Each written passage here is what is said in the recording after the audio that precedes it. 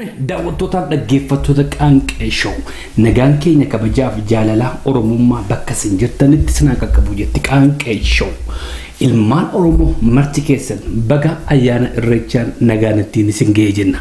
Sagantaa Qaanqee Show har'aa guyyaa irraaf qabnu furannee dhiyaanneerra. Beeksisa xiqqoos gidduutti ni qabna. Har'a gaaffiif deebii waa'ee ayyaana irreecha ilaalchisee artisti kabajamaa Baalchaa wajjin gaaffiif deebii gabaabduu goonee jirra. Xumura sagantaa keenyaattis qabannee dhiyaanna. Sana fuuldura garuu hiriyaa koo kan na wajjin Qaanqee Show dabarsaa ture lammeessaa gaarummaa hedduu keessan na gaafachaa jirtu bilbilaanis barreeffamaanis. Jaarsi si biraasummaaf badeeraan jettan jaarsa kana barbaacha olii gaddeemee argadde. Akka taatee jaarsi lammeessaan jechuudha. Zuubanatee jira. Zuunsaa kuni bineensolee adda addaa qaba achi keessatti. Zuusaa sana keessatti waan akka sareef adurree walitti qabee guddisaa jira. Namoota akka saawwaatti yaadus namoota akka bineensaatti yaadus nam furadhaa naan jedhee jira. Mee gara suuraa isaatti isinii ergee jira wanta ta'eef uummata koo biraan naa gahee biizii dhuman ta'e akkuma habtaamuun isin bohaarsu ani immoo asii bineensoti biyya Oromiyaa irraa badanii dhufan hin bohaarsaa jiran naan jedhee kinoo suuraa isaatti isin deebisa.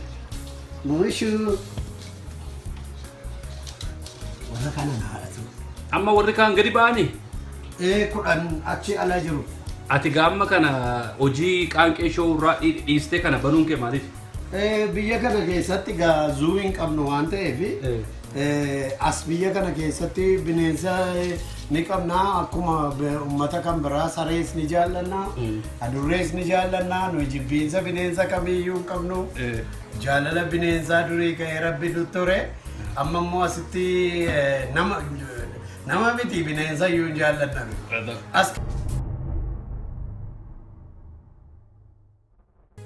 Har'a beeksisa lama qaba. Beeksisi koo inni jalqabaa magaalaa Torontoo irraa kan nu qaqqabe jechuudha. Fayyisaa 5K Run for Oromiyaa kan jedhu sagantaan addaa magaalaa Torontoo keessatti qophaa'ee jira. Sababiin sagantaa kanaas atileet Fayyisaa Lalisaa jireenya isaa guutuu qabsoo bilisummaa Oromootiif dabarsee nama kenne nama aarsaa of godhe qabsoo bilisummaa Oromoo waggaa meeqa guutuu ukkaamame uummata addunyaatiin kan ga'e. Ijoollee koo maatii koo qabeenya koo utuu hin jedhin ilmaan Oromootiif nama aarsaa of kenne isa tokkicha isa hangafaa jennee furanna. Maarree uummanni Oromoo magaalaa Torontoo keessatti arganis atileet Fayyisaadhaa fi galata isaaf galfachuudhaaf sagantaan addaa Fayyisaa 5K Run for Oromiyaa kan jedhu sagantaan addaa qophaa'ee jira. Marti keessan dhuftanii akka irratti hirmaattan isiniin jedhu koreen sagantaa kana magaalaa Torontoo keessatti Oktoobar gaafa 9 bara 2016 baatii kana keessa kan isiniif qophaa'ee jiru. Teessoon isaas Irland Park 1695 Dundas Street West Mississauga Toronto kuttaati irratti hirmaadha. Atileeta keenya Fayyisaa Lalisaatiif sagantaa addaa qophaa'e. Fayyisaan guyyaa sana Skype'n isin dubbata. Tiishartoonni Fayyisaas qophaa'anii jiru gurgurtaadhaaf kan ta'u. Gaaffii yoo qabaattan lakkoofsa bilbilaatiin nu bilbiluu hin dagatinaa isiniin jedhu koreen qindeessitu. Lakkoofsi bilbilaa 414-358-68-16 yookiis 647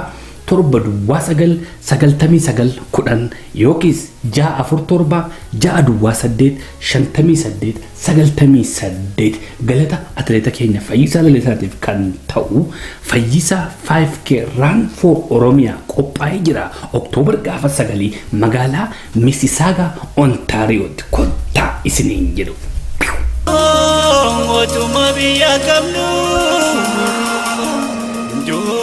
Ortumbi yambatani,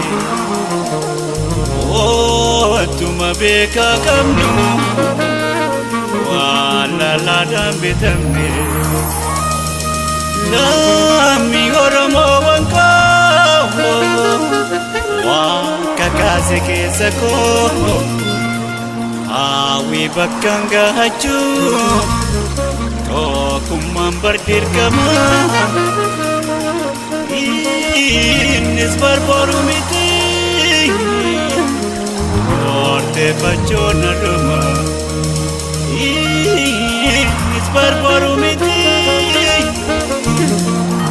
Orte facciona ruma daawwattootaaf dhaggeeffattoota Qaanqee Show beeksisi koo iseen itti aantu har'a biyya Sumaaleelaand magaalaa Hargeysaa irraa kan qaqqabdeedha. Maanguddoo Oromoo maqaan isaanii obbo Tamasgeen Mashashaa yookiis Abbaa Caalaatti kan beekaman. Oromoon naannoo gaara mul'ataatiin dhuftan hin wallaaltan. Bara dargii keessaa kaasanii haga bara mootummaan TPLF biyya qabattutti qabsoo bilisummaa Oromoo keessatti nama shoora guddaa taphachaa turan maanguddoo Oromooti. Har'a umriin isaanii 65 ta'ee jira. Bara 1993 gaara mul'ataatti qabamanii mana hidhaa keessatti acuuccaan dararamni adda addaa toorcheriin irra gahaa tureen dhukkuboon sana baatanii har'a biyya Sumaaleelaand keessa jiraachaa turan. Umriin gaafa deemus dhukkubnis itti camaa gaafa deemu gara hospitaalaa deemanii wal'aanamuu waan dadhabaniif gara qe'ee isaaniitti deebi'anii siree gubbaa ciisanii jiru. Obbo Tamasgeen Mashashaa sababii tumiinsa wayyaanee irraan kan ka'e meeshaan saalaa isaanii jalaa dhiitee yeroo ammaa xaaxa'ee jira. Wal'aanamuudhaaf maallaqatti wal'aanamuu qabu jedhan. Bilbila isaanii fi waraqaan hospitaalaa irraa ergames qaqqabee jira. Maaloo obbo Tamasgeen Mashashaa yookiis Abbaa Caalaa wal'aanuu danda'a kan jedhu kan cinaa dhaabbachuu dandeessan Oromoon kamiyyuu inboksiidhaan naquun nama bilbila isaanii fudhadhaatii gargaarsa keessan hidhadhaa fi obbo Tamasgeen Mashashaa yookiis Abbaan Caalaa nama qabsoo bilisummaa Oromoo keessatti shoora guddaa taphachaa ture maanguddoo biyyaati. Naannoo gaara mul'ataa keessatti har'a biyya Sumaaleelaand magaalaa Hargeysaa keessa jiru. Oromootti naaf dirmadhuudhaan jedhanii karaa namaa waan ergaan isaanii nageeyan gama keessanitti dabarsaa jira. Maal Oromoo ijaarsa maanguddoo biyyaa kana cinaa dhaabbadhaan isiniin jechuu barbaada.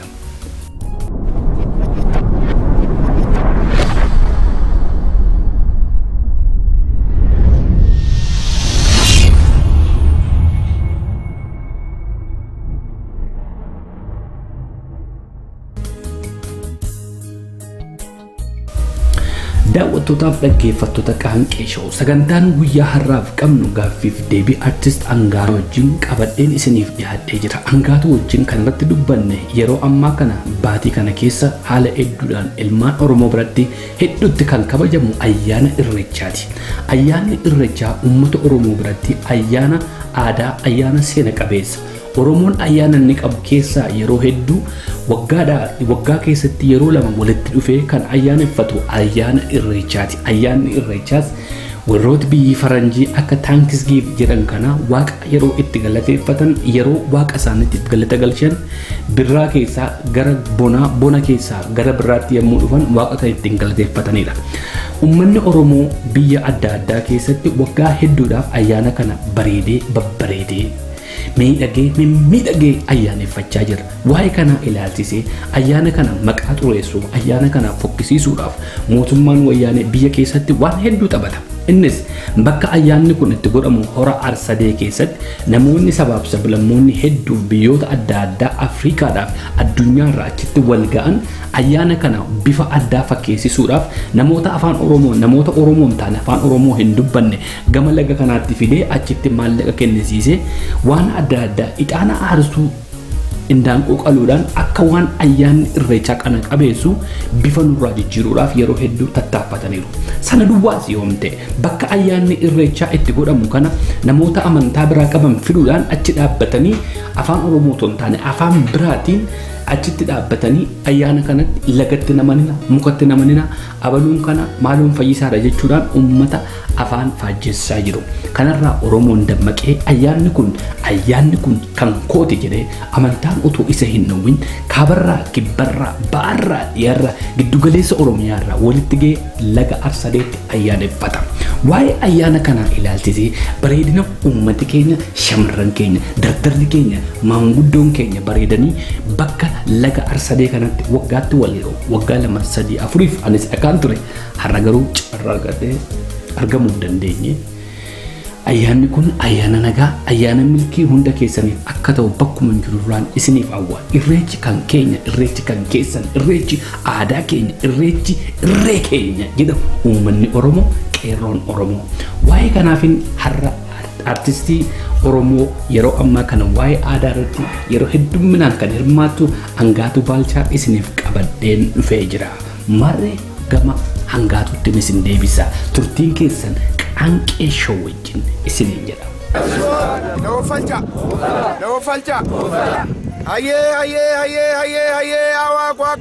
Waaqa uumamaa sagaltama gabraa saglan booranaa torban barreentummaa Waaqayyo beellama bobbaasne ebrama bobbaasne bobbaate tikseeteen tira godhi malkaaf ittisa godhi deechuu ijaaba godhi biyya machaaf tuulamaa biyya fincaan tuulama sadeenii biyya odaa nabee biyya odaa shananii biyya gadaa shananii biyya caffee shananii biyya tulluu saddeettanii biyya malkaa jaanii yaa rabbi nagaan nu bulchite nagaan nu oolchi yaa rabbi nagaan nu bulchite nagaan nu oolchi biyya teenya biyya nagaan nu godhi rooba nagaan nu roobi rooba ijaa rooba garaa nu lagi yaa rabbi kunoo malkaa kana kadhannaa malkaan kun nu haa tolu anni babe nu haa maaramu yaa rabbi kunoo dargaggoo keenya nu bulchi biyya jaarsaa nu godhi biyya jaartii nu godhi biyya beekaa nu godhi biyya shamarranii nu godhi yaa rabbi dargaggoo keenya ol nu guddisi yaa rabbi dargaggoo keenya biyya sadarkaa guddaa ga'u akka godhu akka taatu godhi barataan keenya nu haa baratu barataan keenya baratee sadarkaa guddaa nu haa ga'u yaa rabbi biyya teenya biyya quufaa nu godhi yaa rabbi biyya beelaa nu godhini yaa rabbi hanqotannee alatti arganne kana yaa rabbi gootaraadhan nu ga'i oromoo afaan keenya tokko nu haa godhu garaa keenya tokko nu haa godhu tokkummaa keenya nu haa cimu an oromoo keessa deemetu addaan baasu nu haa inni nurraa qabbaneessu yaa rabbi nurraa qabbaneessu namaan badin jennu yaa rabbi achi nurraa qabi oromoo tokko godhi yaada isaa tokko godhi an biyyaa yaadu godhi ani sadarkaadhaan walii galeeto biyya isaa guddisu godhi yaa rabbi ija hamaadhaan akka wal nullaallee nu godhi yaa rabbi wal jaalannu nu godhi yaa rabbi oromoo surree takkittii nu godhi yaa rabbi oromoo qaalii tokkittii nu godhi yaa rabbi an dhufe kanarree nagaan biyyatti galchi yaa rabbi hoggaa arraatiin nagaan nu gahi daan roobaa nagaa eegga kuufaa gabbi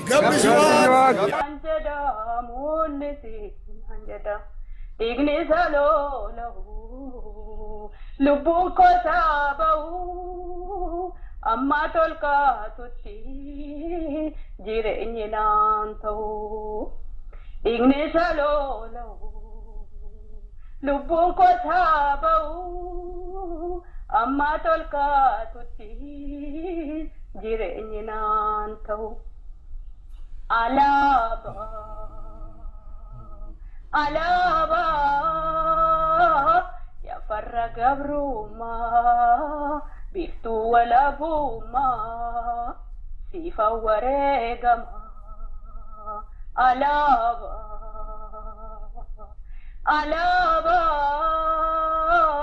itu fajikiya simallatto koti sifa waregama galato.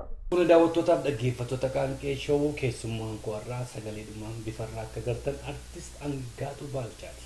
Angaatuu Baalchaa afeerraa Qaanqee Showuu sii godhe simattee asitti argamuu keetiif guddoo si galateeffanna horii bulinsiin jedha. Isinillee warri Qaanqee Showuu sagantaa kanarratti naaf feeruu keessanii hedduu galatoomaa oraa bulaa jedhaanillee faadha.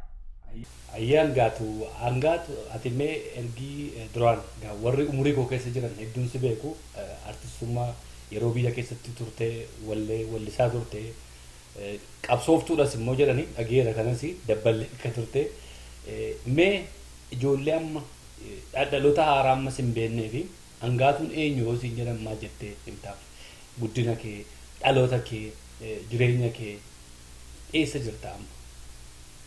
Hayyee hedduu galatoomi egaa mee dhaloota haaraa isa nan beekne waan ani jedhee of ibsu Angaatuun intala Oromooti. Oromtitti ganda qotee bulaa Oromoo naannoo Jalduu aanaa Jalduu naannoo Cobii jedhamtutti dhalattedha.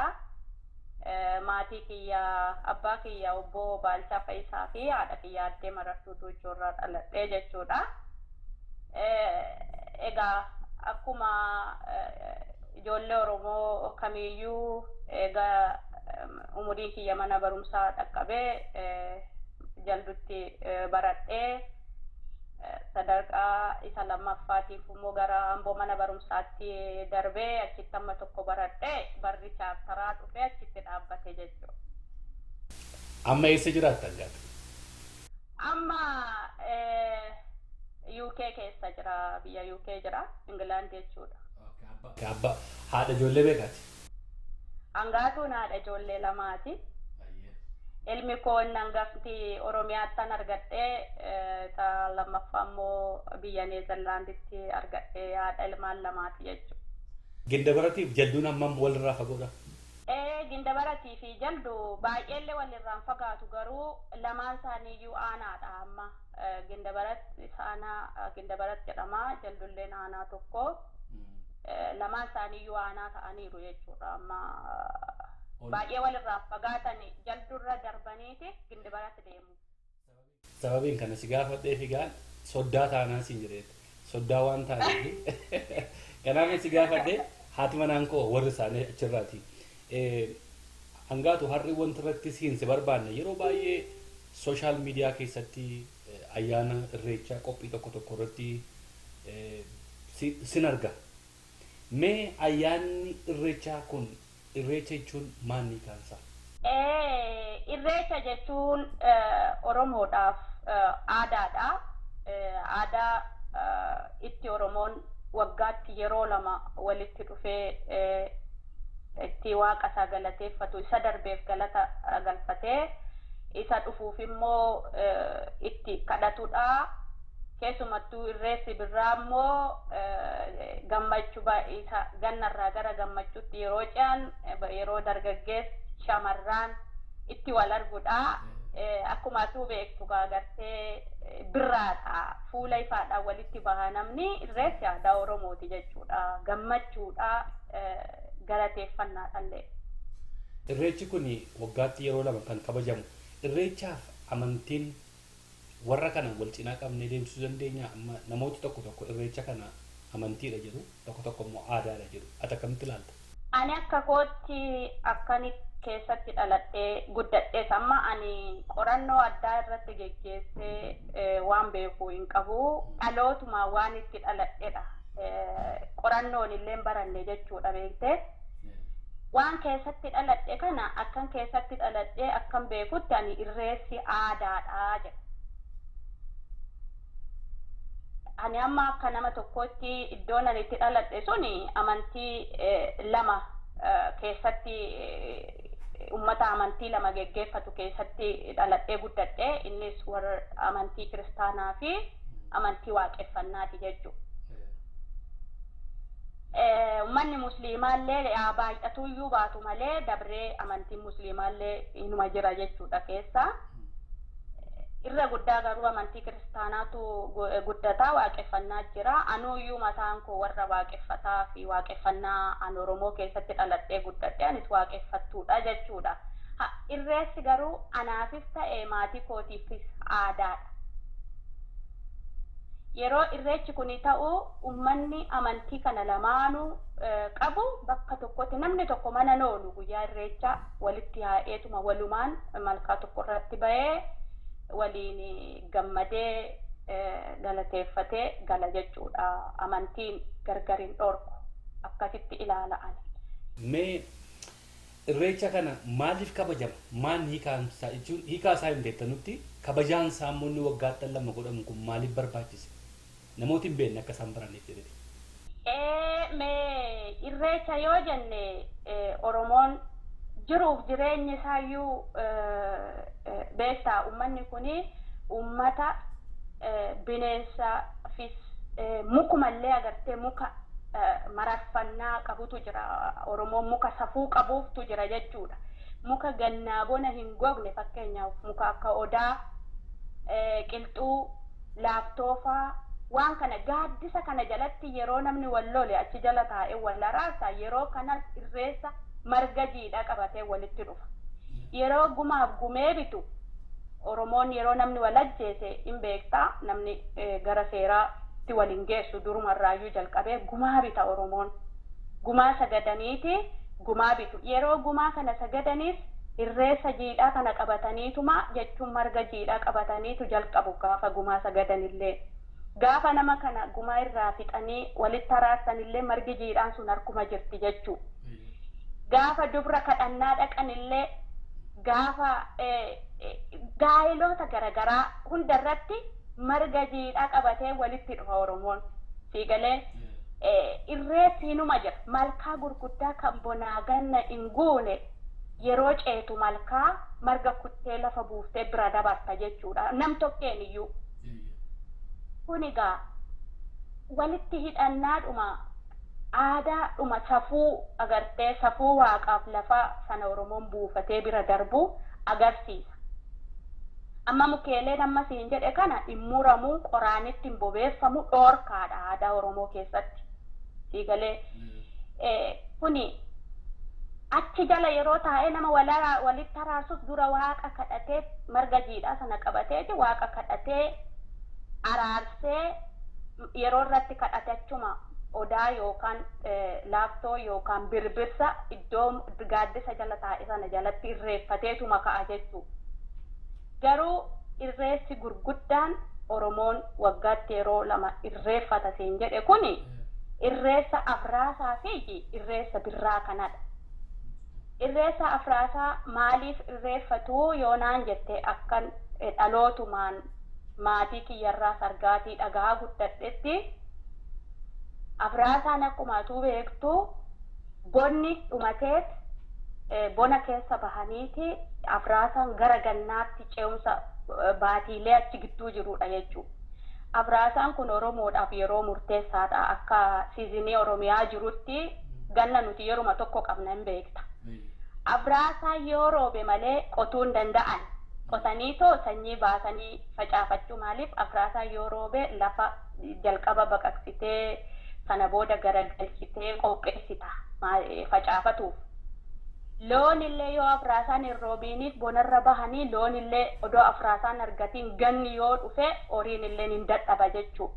Isa kanaaf irreessa afraasaa kana tulluutti bahanii waaqa isaanii kadhatanii bakka tokkotti walitti dhufaniiti tulluutti bahanii afraasaa nagaa nuu roobsi loon marga rooba gaarii nuu roobi marga gaarii loonii biqilchi loon keenyaa sifeessi sanyiillee sanyii nagaa nuu godhi sanyii fi lafa nagaa waliin nuu gahi rooba gaarii rooba nagaa nuu roobsii jedhu sanyii fi lafa waliin nagaa nuu gahi jechuun yoo akka malee roobes hin bada yoo immoo irraa gogees immoo gogiinsa omtuu hin ta'u isa kanaafidha walitti dhufanii bona keessa dabarree gannatti deeseenuu jirra afraasaa nagaa nuu godhi ganna dhufullee nagaan keessa nu baasi ganni dukkana gannaallee nagaan nu baasi jedhaniiti eebbaan fi kadhaadhaan ganna isaaniyyuu simatu jechuu agarte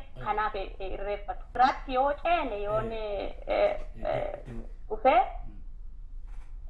kan birraa immoo Oromoon amma akka aadaatti ganna dukkana jedhu yoo dhageesseetta ta'e ganni dukkana gannaa nagaan nu baaftee jedhu eega ganni kuni baatii 3 keessa bahanii akka aadaa Oromootti lolli hin jiru ganna oduma diinni fedhellee jiraate odoo waraanni biyyarraa deemullee jiraate akkan abbaa kiyya fa'irra dhagaa guddadhetti lolli gannan ta'u maaliif seetee nyaanni illee hin jiru inaphata jechuudha namni sanyiitti facaafateera waan garaagaraa jira dhoqqee jira galaana guuta kanaaf ganna waliin lolu jechuudha mammaksattuu ganna boftii fi raachinuu waliin bahaa jedhu agartee silaa jarri kun lamaan wal nyaatu beekte isaan kun lamaan waliin nyaatanii jedha Oromoon ganna kanaaf ganna kana dukkana gannaa nagaan nu baafte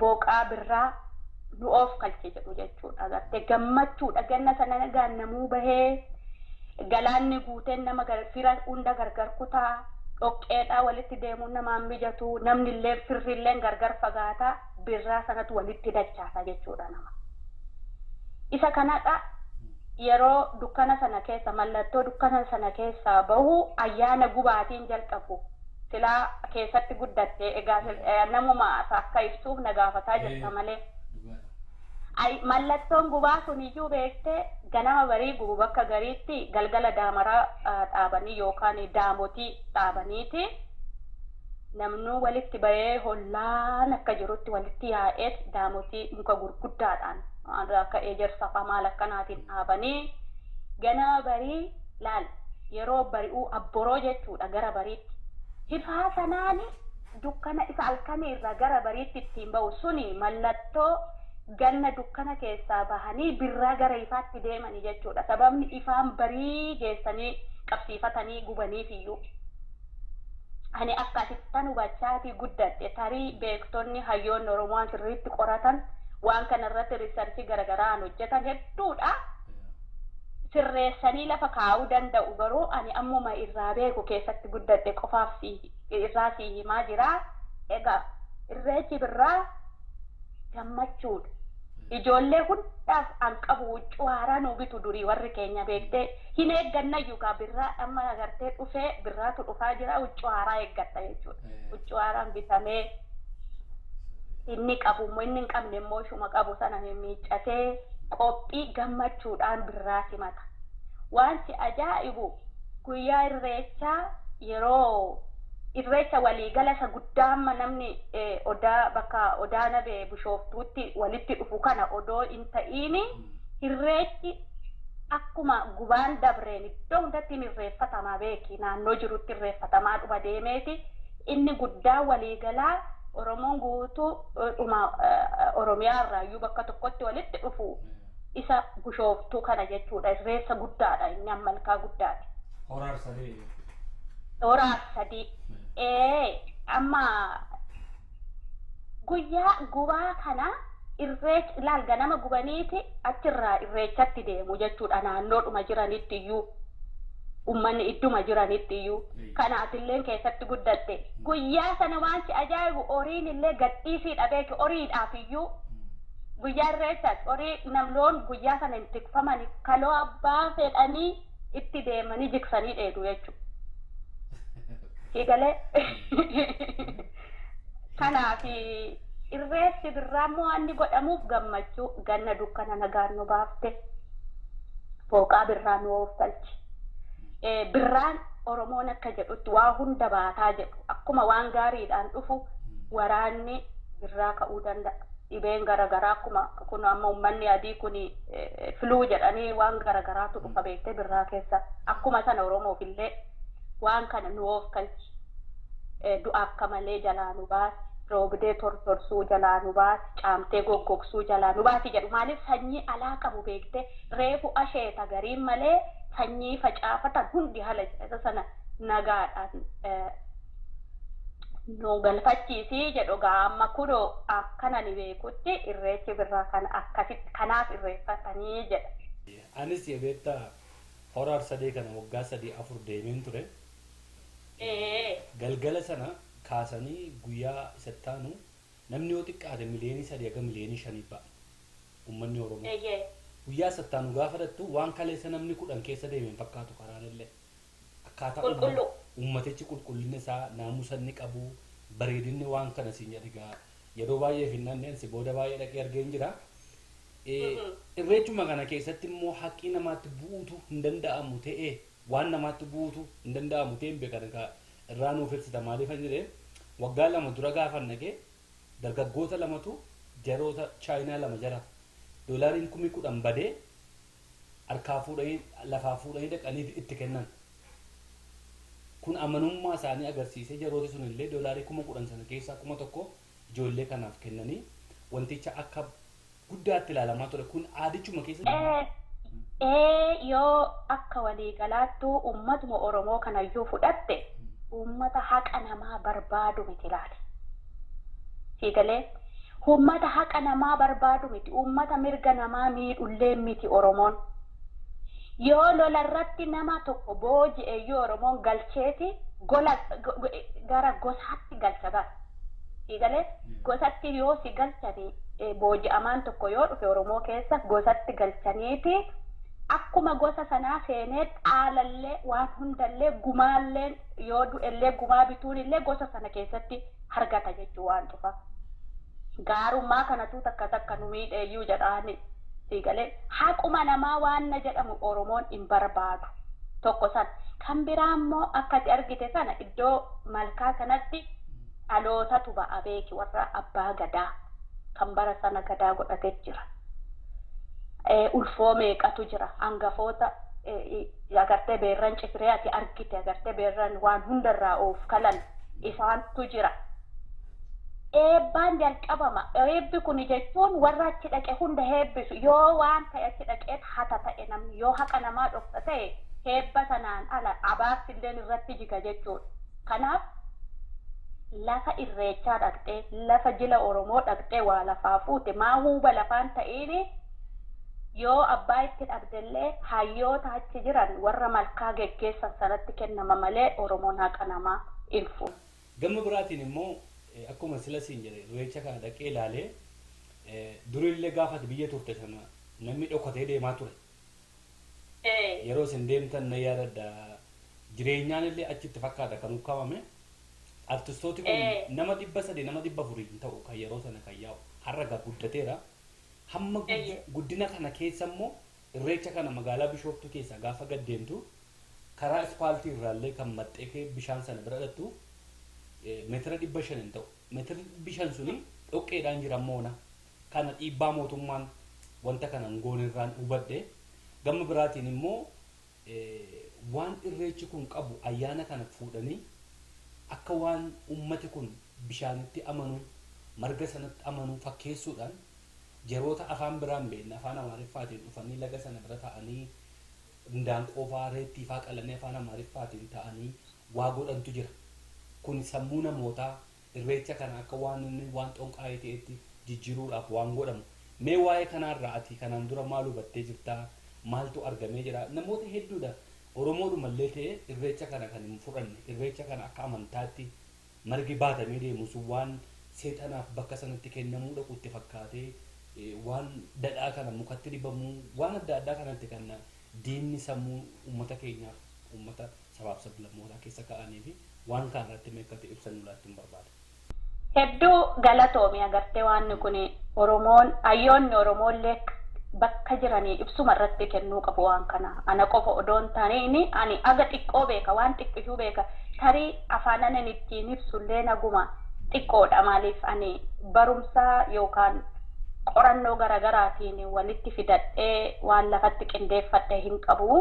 Garuu akka nama tokkootitti akka intala Oromoo aadaa fi seenaa eenyummaa ofii baratee keessatti guddateetitti irreechi kun waan achitti godhamu sana waan namoonni afaan kanayyuu hin beekne aadaa uummata kanaayyuu hin beekne dhaqanii achitti godhan sana waan akka andaaqoo gurraattiif achitti geessanii qaluufi waan hin taane godhuu kun itti yaadamee godhamee jedha ani malee Oromoon waan akkasii hin godhu.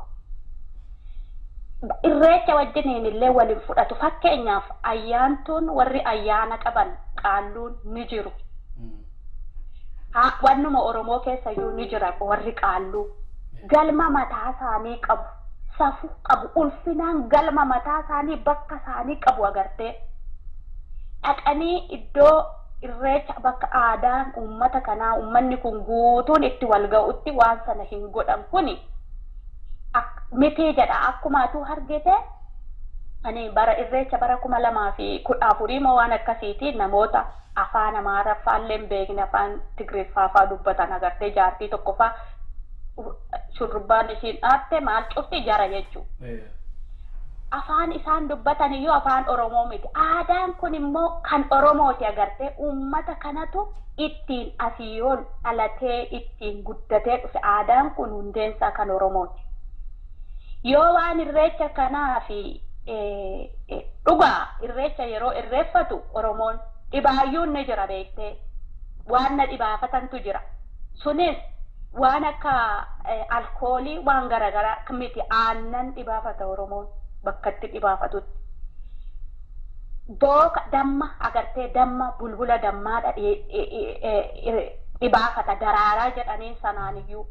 Kun immoo iddoo irreechaa kana qofa odoon taane amma yoo naannoo Oromiyaa guutuu deemte gara Boonanaatti yoo deemte Oromoo jila onnaa godhatan walitti dhufatanii buna qalatu dhibaafadhu jedhu buna qalame sanarraayyuu hayyuun eebbiseeti dhibaafata jechuudha.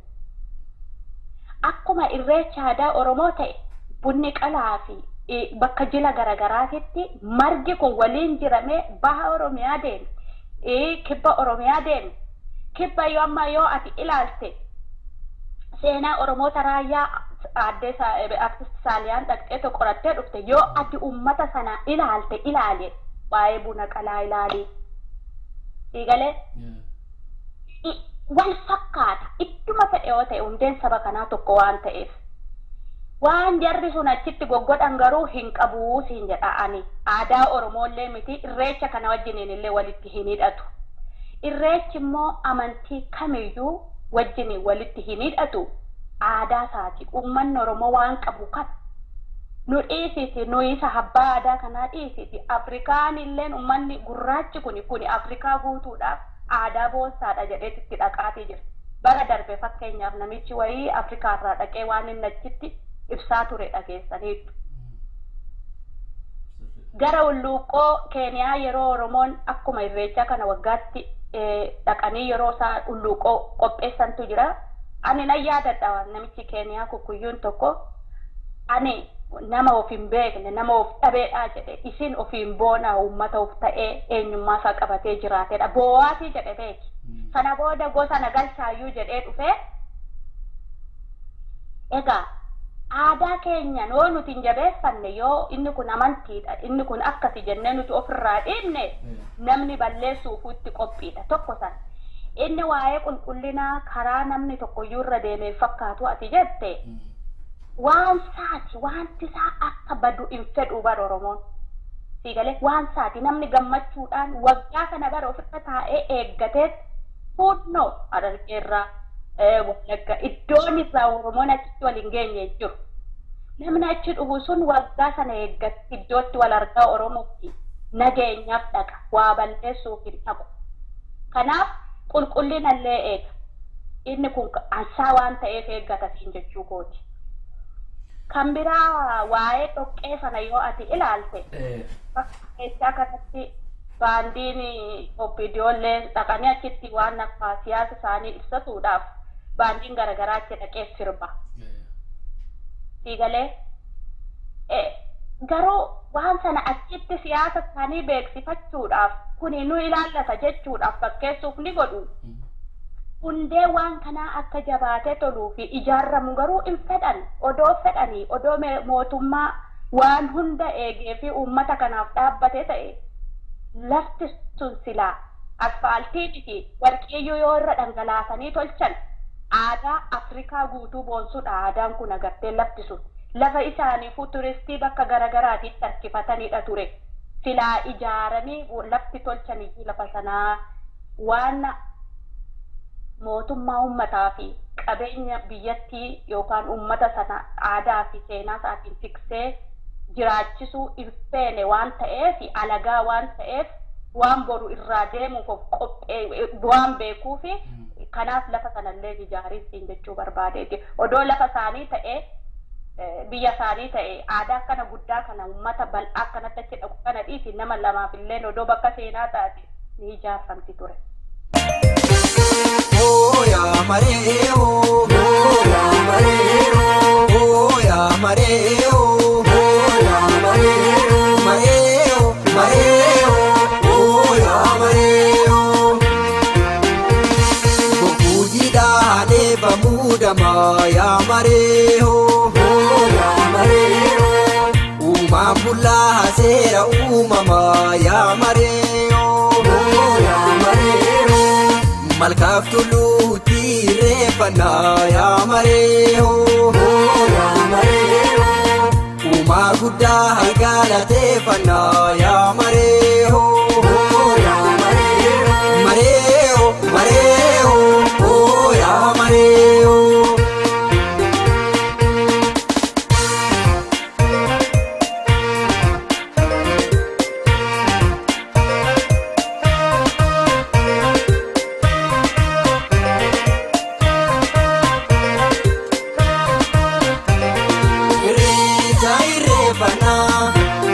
Irree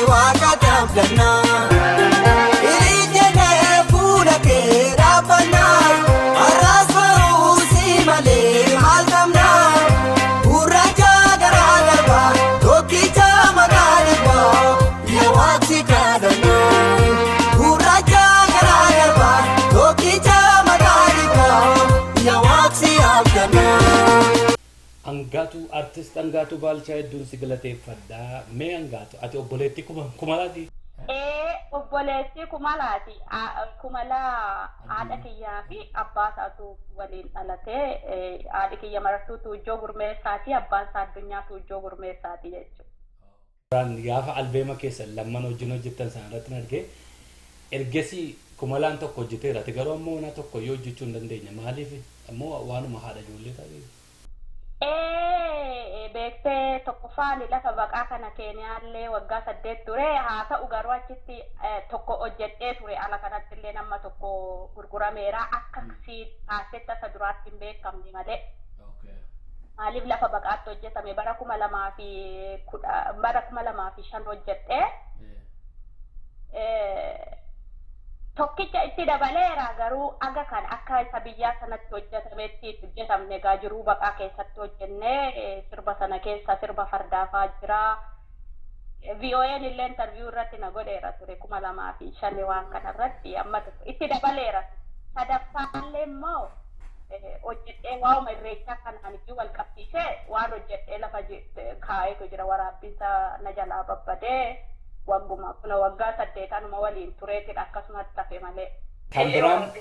Kan biraan moonni siin jedhu sirba kee keessatti si arguun barbaada alaabaa jette amma ijaan wal agartanitti tuni? Alaabaa yeroo biyya keessatti jette yeroo sana. Si arguun barbaadaan suni ol kaatee Oromiyaa bal'oorra naa balaliitee si arguun barbaadaadha malee ijaanas si arguu barbaada miti jechichi. Ana akkasittan fudhadha. Eelatti arguudha hawwiin koo ol kaatee aduu bilisummaa Oromoodhaaf taatee jedha. Ani gaafan jalqaba dhagee biyyatti waan an dhagee fi ijaan yemmuu sana arguun rakkisaadha biyya keessatti alaabaa baattee akka maallee miti. Yeroo sana arguu feeta amma kunoo mataarraayis, huccuu keerraayis, mana keerraayis, ijoollee keerraayis, lapheerraayis iddoo hundumaatti jira. Waaqayyo na galatu. Angaatu Fayyisaa wajjin firaayisin. Fayyisaa Lalisaati. Biyya tokko jechuun jalduu ani illee cobiittan dhaladhe ani namni ollaatti waliin dhaladhee akkuma maatiin keenya lamaan illee wanni jedhu artistii Caalaa Bultumeeti innillee cobii idduma nani dhaladheetti dhalate. Goota baay'eetu ba'e naannoo sana keessaa gara jalduu gindabarat kana keessa atis dur goota turte amma yoo dulloomte hin beeku malee. Ta'ee amma dhuguma jette amma dulloomuu dhabna jetteeti gootummaa maal qabna garuu immoo onneen ittiin dhalatte homaa gochuu hin dandeessu. Aarii qabda turre baay'ee aarta. Isheen ammallee asuma waliin jirti maal godha jetteeti aarii qofti odoo silaa bakka ofii garaa ofii gaanii gaariidha. Fayyisaan immoo warra kiyya amma ani jalduttan guddadhe agartee lafa nan itti guddadhe sana achitti illee akkuma ollaadhuma obboleettii kiyya wajjiniin illee sirrumatti warra waliin barateedha. Obboleettii quxisuu kiyya tokko jira isaan wajjiniin isaan warra yeroo tokkooti. Akka haati manaan gosa tokko gaafa bollollu ani gindabaratiin barnaan jetti. Adaraa keeshi mala tolchi ofirraa eege. Mee gama irreechaatti deebina gaa waa'ee irreechaa kana mana jenneerraa gara fuula duraatti immoo sagantaa biraa irratti walitti deebi'uu dandeenya. Mee ergaa waa'ee ayyaana kanaa ilaalchisee waa'ee uummata keenyaa ilaalchisee akka artistii tokkootti akka dubartii Oromoo tokkootti waan qabdu uummata Oromootiif carraan siif kennan gaafa. Hedduu galatoomi dursee dubartootaaf dhaamaa akkuma beekamu qooda fudhannaan dubartii hawaasa tokko keessatti dubartiin utubaa jireenyaati. Keessumatti immoo dubartoota Oromoo kun dachaadha beektee dubartiin Oromoo eenyummaa keenya dhabneef illee falmataa qabsoo iddaa gabrummaa geggeessaa qabsoo jireenyaa geggeessaa qabsoo aadaallee walitti qabdee oofaatii jirti.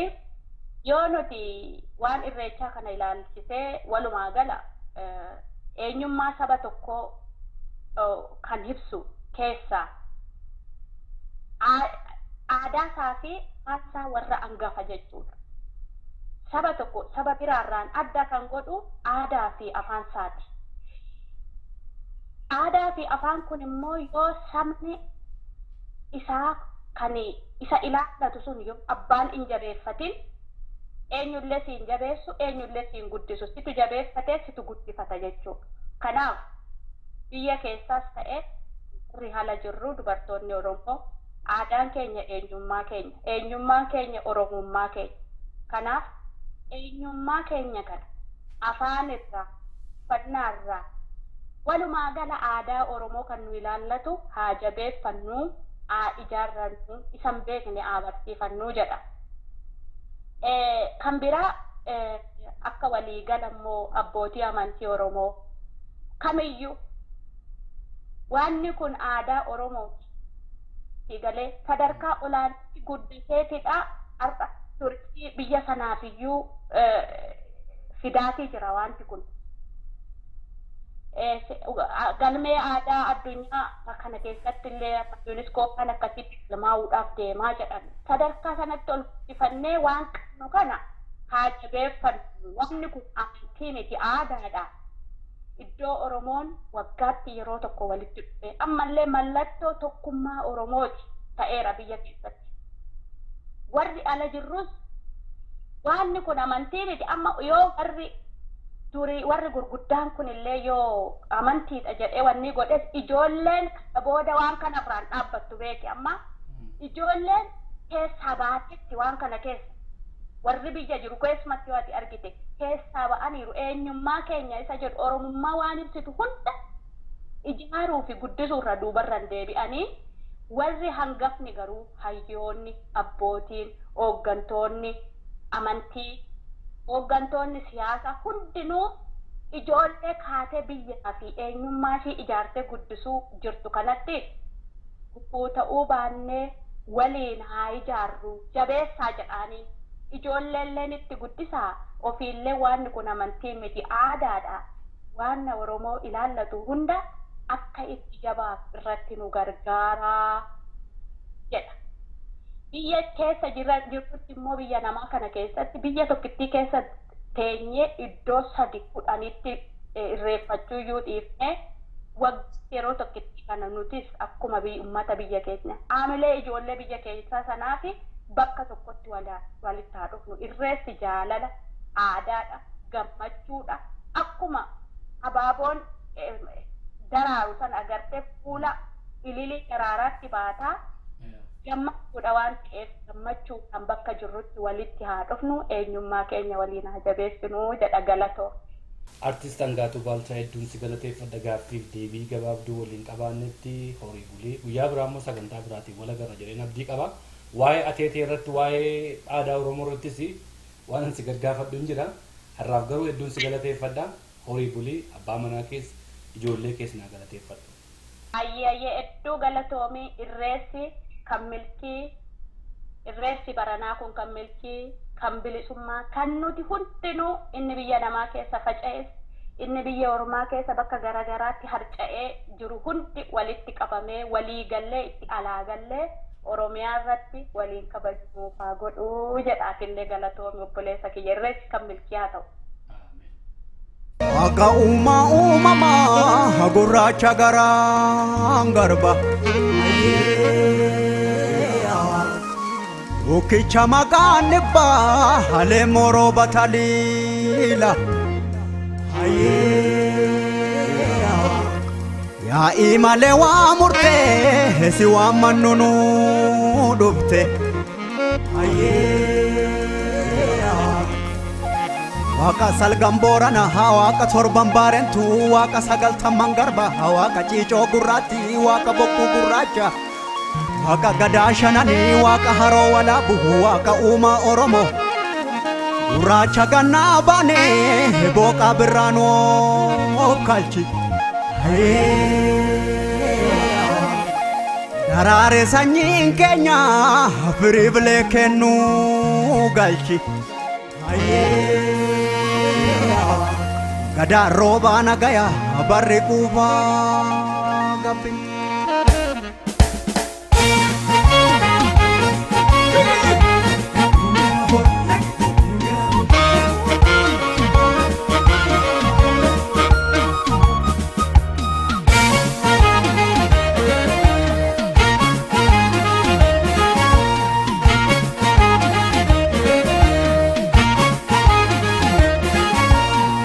Saba uumaa gurraacha uume gurraacha uumamnis gurraacha.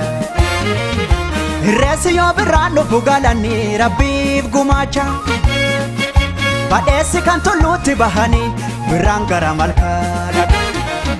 Dhugaan ilma rabbiiti kadhadhu eebbisiisa harka'e.